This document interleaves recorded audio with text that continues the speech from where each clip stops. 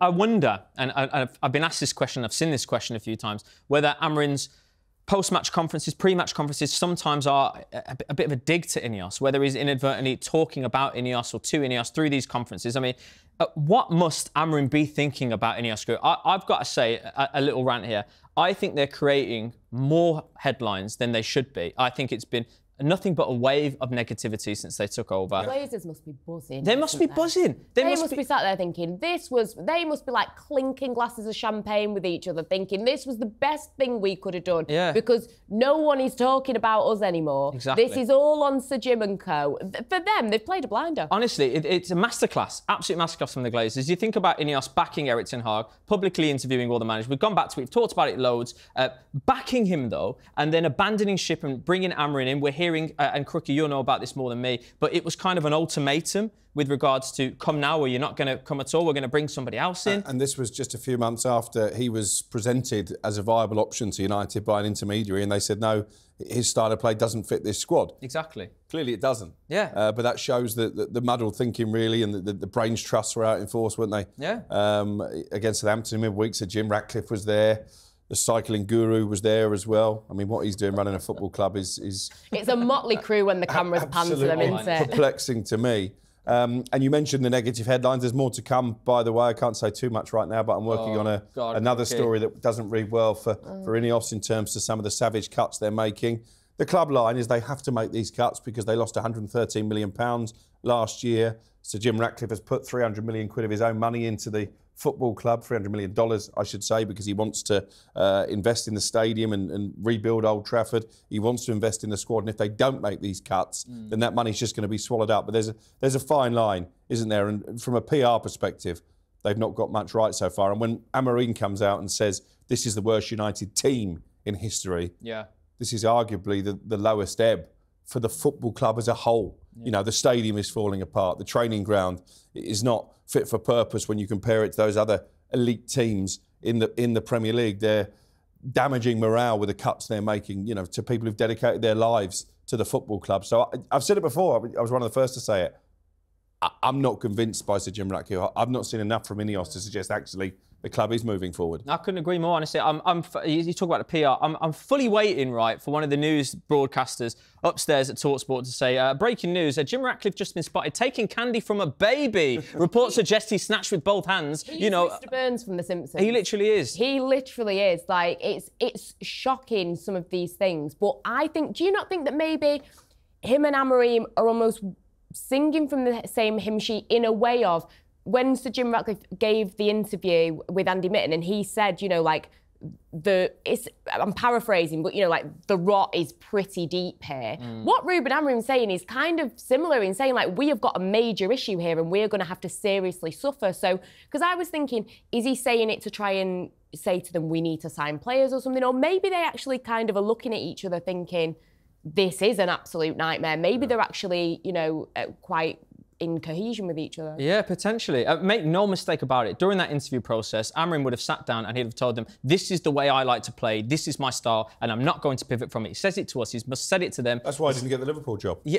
exactly that. And he's saying it to the players. We hire him anyway, knowing, well, we know now these players can't fit this system. And if this system isn't to an exact point, it won't work. It just will not work. And he's not being backed in January as well. As I say, there's all I'm hearing, and we'll talk about this later for the transfers, is players going out the door. Which, look, I know that has to happen at some point, but we have to think about bringing players in. So it's just an absolute... I think you'll find that there's going to be, you know, a bit of investment in youth. You know, we've seen more minutes for Toby Collier. I think he's done well when he's come on. Yeah, he has. Still a little bit surprised that we haven't seen more of Harry Amas this season. Bearing in mind, that's the position. You know, that was what we were told in the summer, was that he was, you know, the sort of next superstar to come out of the academy, and you're right, that position as well. And there's a couple of good, you know, strikers in the youth system as well. I mean, I know we've all heard about, you know, the Scandinavian friend. Yeah, and also the guy from Arsenal. I mean, I know he's only about 16, 17. Banging him away, isn't he? Yeah. So I think there are options there, but that's what United's about, though, bringing through. And it might come to that, because you're right. I think there's going to be many more departures than there are incomings. I'd be surprised if they sign more than two at premium. It wouldn't surprise me if they only signed one player this window. Well, do you know, I'd love to see players like Abbie Martin, as you alluded to there, come through. I really would, but let's not get into a place where we're over-reliant on the youth. I mean, look at Kobbie Mainoo. He looks exhausted out there, and he's come back from injury, and we've already got so much expectation. I've talked about Garnacho being 20 years old as well. Ahmad's our new saviour, so we just need to be careful about how we manage that. But I like what you're doing. You're trying to get some positives. So let's dig out a few more positives. I want to talk about Xerxes. Let's just try and do what we can. So Xerxes, he comes on. You've talked about, you alluded to earlier, Crookie, Højlund's hold-up play. I'll be honest, it doesn't look like that is a part of his arsenal. It really doesn't. It's not part of his game. Whereas Xerxes comes on, he can hold the ball up a little bit better. He wins the penalty. I'll throw it to you, actually, Ange. Are you happy to see him start? Are you happy to see him do well now? Is there a future for Xerxes? I think you always want to see a Man United player do well. I mean, at the end of the day, is whether I think he's the right signing or not, you know, he's here now. So you, of course, want people to be a success. I hate what happened to him with the booing and everything like that. I thought it was trash from the fans that did it, to be completely honest.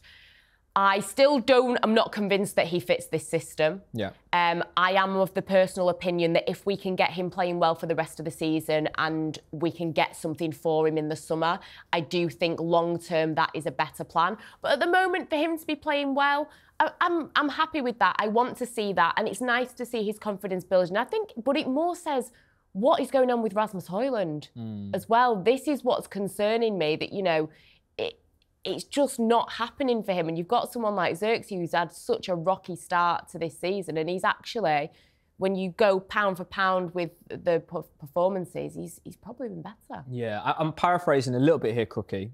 So forgive me if I've overstepped the mark. But you've never really been too sure about Højlund from memory, have you?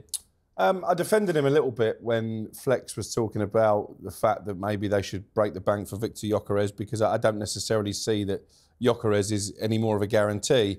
What I would say about Rasmus Højlund, and I've just mentioned earlier the money that was wasted under Erik ten Hag, he's not a £70 million player, you know, and whoever signed off that deal really has got serious questions to answer, because he doesn't score enough goals, he doesn't hold the ball up.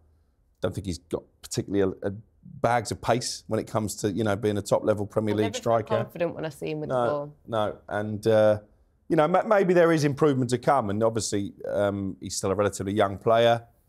But the murmurings I'm hearing is that Amorim is not convinced by him or Xerxes. No.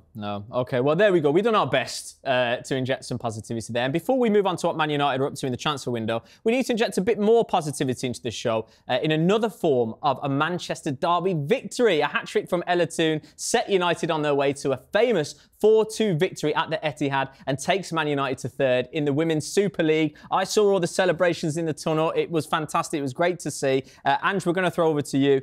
Massive victory for United, wasn't it? Amazing. Absolutely amazing. I mean, this is the first victory for the Man United women away at Manchester City. Wow. You know, Manchester City have been without, you know, people like Khadija Shaw, Alex Greenwood, Lauren Hemp. But you know, City do still have a lot of stars in that team, and they were terrible the first half.